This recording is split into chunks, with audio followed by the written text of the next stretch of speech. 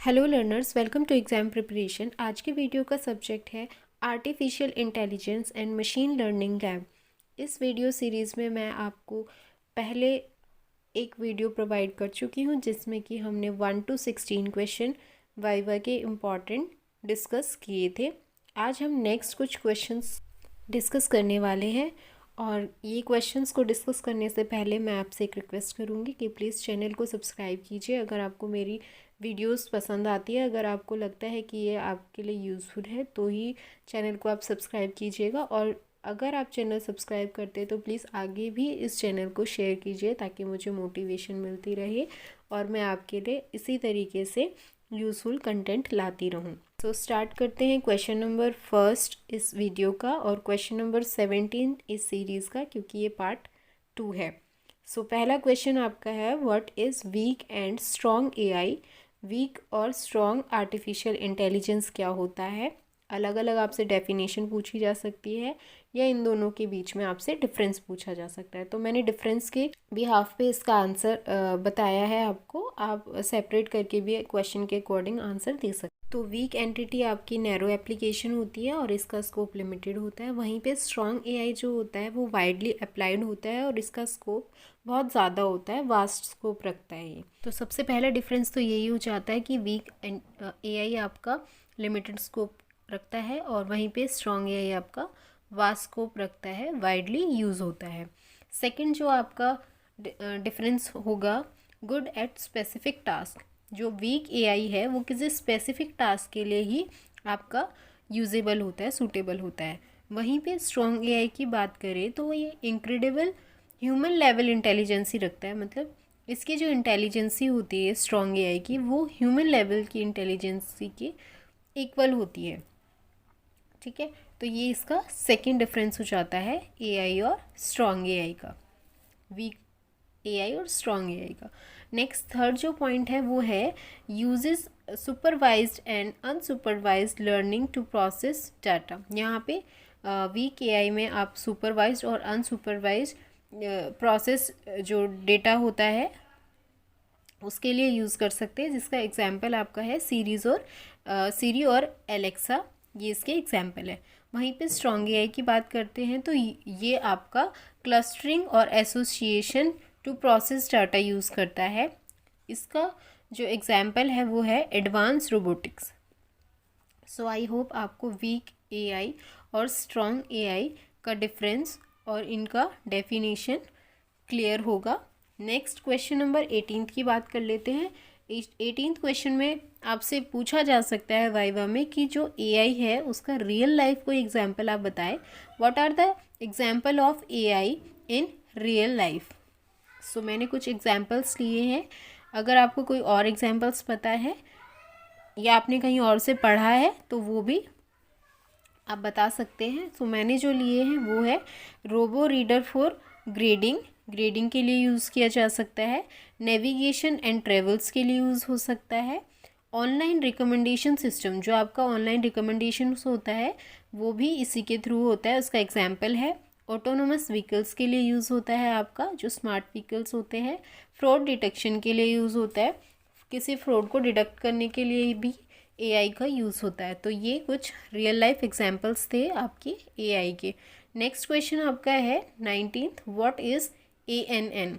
अब एएनएन क्या होता है, यहाँ पे आपको इसकी फुल फॉर्म पता होनी चाहिए, इसकी डेफिनेशन पता होनी चाहिए कि क्या होता है AN. So let's start. Artificial neural network, ANN की फुल फॉर्म होती है artificial neural network is a computation model based on the structure of the biological neural networks। मतलब ANN पता होने के लिए आपको पता होना चाहिए कि BNN क्या होता है। So the human brains has billions of neurons that collects process the information and drive meaningful result out of it. मतलब जैसे ह्यूमन ब्रेन्स में बहुत सारी बिलियंस न्यूरॉन्स होती है जो कि कलेक्ट करती है किसी डाटा इन्फॉर्मेशंस को और उससे आपका मीनिंगफुल कोई रिजल्ट कंडक्ट करता है। The neurons use electrochemical signals to communicate and pass the information to the other neurons. जिस तरीके से आपका ब्रेन कम्युनिकेट करता है इलेक्ट्रोकेमिकल के थ्रू किसी भी इंफॉर्मेशन को दूसरे न्यूरॉन्स के साथ पास करने के लिए, ठीक है। उसी तरीके से ANN भी आपका वर्क करता है। अब देखते हैं ANN किस तरीके से सिमिलर है BNN के। So ANN consist of artificial neurons called nodes. जो ANN में न्यूरोज होती है, उन न्यूरॉन्स को आप टेक्निकल लैंग्वेज में नोड्स कहते हैं, जो कि कनेक्टेड होती है दूसरी नोड्स के साथ, और जो कि आपकी एक कॉम्प्लेक्स रिलेशन बिल्ड करता है आउटपुट और इनपुट के बीच में। सो ये आपका ANN था, ठीक है। ये इम्पॉर्टेंट क्वेश्चन है, इसको ज़रूर पढ़ के जाइएगा। अब जो नेक्स्ट क्वेश्चन होने वाला है, क्वेश्चन नंबर 20, वो भी आपका ANN से रिलेटेड है। सो एक क्वेश्चन ये है कि ANN क्या होता है, किस तरीके से यूज होता है। और नेक्स्ट क्वेश्चन आपका हो सकता है what are the layers including in ANN। So next question आपका ये हो सकता है कि ANN जो आपका होता है उसमें कितनी लेयर्स आपकी इंक्लूड होती है। सो देखते हैं कि इस क्वेश्चन का क्या आंसर होने वाला है। मेनली जो इसमें लेयर्स इंक्लूड होती है वो आपकी 3 लेयर्स इंक्लूड होती है।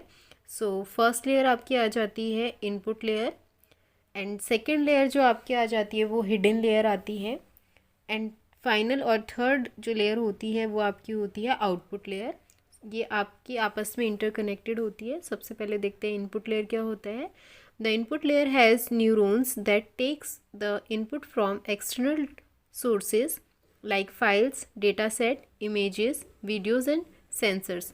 मतलब इनपुट लेयर का आपका मेन जो काम होता है वो बाहर से एक्सटर्नल सोर्सेज से डेटा को, इनपुट को लाना होता है, ठीक है।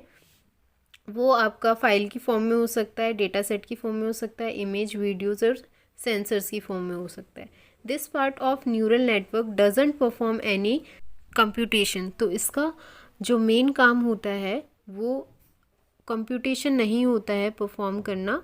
इसका मेन काम सिर्फ होता है डेटा को कलेक्ट करना और ट्रांसफ़र करना। It transfers the data from the outside world to the neural network. So इसका सिंपल काम होता है कि डेटा को कलेक्ट करना और ट्रांसफ़र करना। अभी ट्रांसफ़र कहाँ पे करेगा? सेकेंड लेयर में। Second layer is hidden layer. So आइए देखते हैं hidden layer. The hidden layer receives the data from the input layer.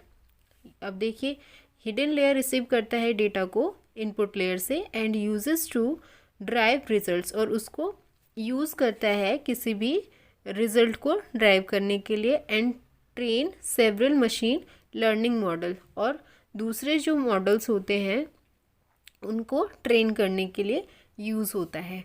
The layer can be further divided into सब लेयर्स। जो ये लेयर है हिडन लेयर, ये आगे जाके कुछ सब लेयर्स में डिवाइड हो जाती है।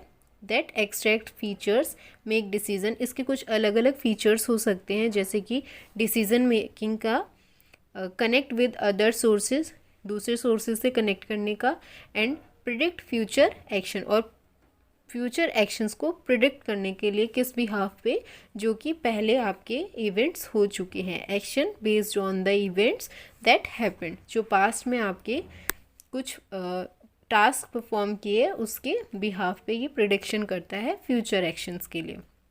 नेक्स्ट और फाइनल आपका था आउटपुट लेयर। अब आउटपुट लेयर सबसे लास्ट लेयर होती है जो कि प्रोसेस करता है आपका हिडन लेयर के बाद। After processing the data is transferred to the output layer for delivering it to the outside environment.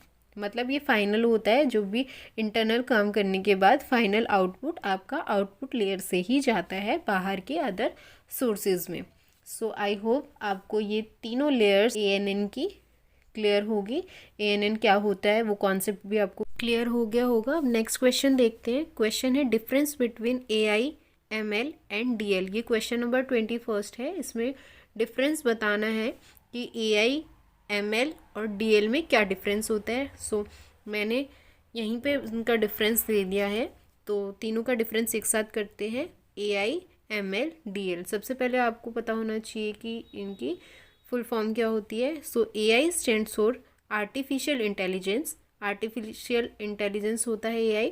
ML होता है मशीन लर्निंग, और DL होता है आपका डीप लर्निंग, ठीक है। सो अब देखते हैं कि ये क्या टास्क परफॉर्म करते हैं, क्या होते हैं ये चीज़। सो AI enables machine to mimic human behavior through particular algorithm। So AI जो होता है वो ह्यूमन बिहेवियर को मिमिक करने के लिए होता है किसी पर्टिकुलर एल्गोरिदम के थ्रू। सो ये एआई था। एमएल क्या होता है आपका? Machine learning. Machine learning studies that uses statical method enable machine to improve with experience. So ML आपका स्टैटिकल मेथड्स को यूज़ करता है, जो भी आपकी मशीन होती है उसके एक्सपीरियंस को इम्प्रूव करने के लिए। तो ये आपका एमएल हो गया। अब देखते हैं डीएल। डीप लर्निंग क्या होता है? Deep learning is basically sub part of broader family of machine learning which makes use of neural network to mimic human behaviour. So जो डीएल होता है वो मशीन लर्निंग का एक सब पार्ट होता है और वो यूज़ करता है न्यूरल नेटवर्क्स को ह्यूमन बिहेवियर को मिमिक करने के लिए। सो आई होप ये तीनों चीज़ें आपको क्लियर है, एआई, एमएल एंड डीएल। अब नेक्स्ट क्वेश्चन की तरफ बढ़ते हैं। Question number 22। How to choose an algorithm for a problem. किसी प्रॉब्लम के लिए कोई एल्गोरिदम कैसे चूज़ की जाती है ये पूछ सकते हैं आपको। सो कुछ डिफरेंट अप्रोचेस होती है इसको चूज़ करने के लिए। आई कैटेगराइज द प्रॉब्लम। सबसे पहले जो प्रॉब्लम है उसको कैटेगराइज करना। उसके बाद अंडरस्टैंडिंग द डेटा, जो डेटा है उसको अंडरस्टैंड करना। एंड थर्ड जो होगा वो फाइंड द अवेलेबल एल्गोरिदम। जो अवेलेबल एल्गोरिदम्स है उसमें सोल्यूशन को फाइंड करना। देन इम्प्लीमेंट द एल्गोरिदम्स, और फिर उसके बाद इम्प्लीमेंट कर देना एल्गोरिदम में। तो ये क्वेश्चन नंबर आपका 22 था। Let's see question number 23। What is tower of Hanoi. Hanoi tower क्या होता है ये आपसे वाइवा में पूछा जा सकता है, ये आपने पढ़ा भी होगा कई बार। तो tower of Hanoi is a mathematical puzzle that shows. Tower of Hanoi एक मैथमेटिकल पजल होता है जो कि दिखाता है आपको कि किस तरीके से recursion might be utilise as a device in building up an algorithm to take care of a specific problem. कि किस तरीके से आप रिकर्जन को यूटिलाइज कर सकते हैं एल्गोरिदम जब आप किसी डिवाइस के लिए बिल्ड करते हैं तो उसकी टेक केयर किस तरीके से की जाती है एक स्पेसिफिक प्रॉब्लम के लिए। Using a decision tree and BFS algorithm in AI we can solve the Hanoi tower. जो हनोई टावर होता है उसको आप सॉल्व करने के लिए डिसीजन ट्री या BFS breadth first search algorithm का यूज़ करते हैं हनोई टावर को सॉल्व करने के लिए। तो ये था आपका question number 23। Next question is question number 24। देखते हैं क्या क्वेश्चन है। What is Turing test. अब ट्यूरिंग टेस्ट क्या होता है ये भी एक इम्पॉर्टेंट क्वेश्चन हो सकता है वाइवा के लिए आपका। So the Turing test is a method to test a machine ability. Turing test एक तरीके का टेस्ट होता है जो मशीन की एबिलिटी को चेक करता है to match human level intelligence, की वो मशीन आपका ह्यूमन लेवल इंटेलिजेंस को मैच कर रही है या नहीं। A machine is use to challenge human intelligence. ये मशीन ह्यूमन इंटेलिजेंस को चैलेंज करती है। And when it pass the test, जब ये टेस्ट को पास कर लेती है तो इसको आप बोलेंगे इंटेलिजेंट। किसी भी मशीन को इंटेलिजेंट बोलेंगे जब वो ट्यूरिंग टेस्ट पास कर लेता है। तो ये था आपका question number 24, important but easy. Next question, question number 25 is what is an expert system. अब नेक्स्ट क्वेश्चन आपसे पूछा जा सकता है कि आपका एक्सपर्ट सिस्टम क्या होता है। तो आई होप कि आपको जितने मैंने अभी तक क्वेश्चन बताए वो सारे क्लियर होंगे। अगर कोई भी डाउट होता है तो प्लीज़ आप मुझे कमेंट कर ज़रूर बताइएगा। मैं पूरी कोशिश करूँगी कि आपके सारे कमेंट्स का आंसर कर सकूँ। देखते हैं एक्सपर्ट सिस्टम क्या होता है। An expert system is an AI program. जो एक्सपर्ट सिस्टम होता है वो आपका AI का ही प्रोग्राम होता है that has expert level knowledge, जिसके पास एक्सपर्ट लेवल की नॉलेज होती है किसी भी स्पेसिफिक एरिया को, और वो किस तरीके से उस इंफॉर्मेशन को यूटिलाइज कर सकता है टू रिएक्ट अप्रोप्रिएट। मतलब उसका किसी भी स्पेसिफिक एरिया में किसी भी स्पेसिफिक प्रॉब्लम के लिए किस तरीके से वो आपका इंफॉर्मेशन को यूज़ करता है उसके रिजल्ट के लिए। This system have the expertise to substitute a human expert. ये जो सिस्टम्स होते हैं वो इतने एक्सपर्ट एक्सपर्टाइज्ड होते हैं, इतने एक्सपर्टीज़ होते हैं अपने कामों में कि वो ह्यूमन एक्सपर्ट्स के भी बहुत अच्छे सब्स्टिट्यूट हो सकते हैं।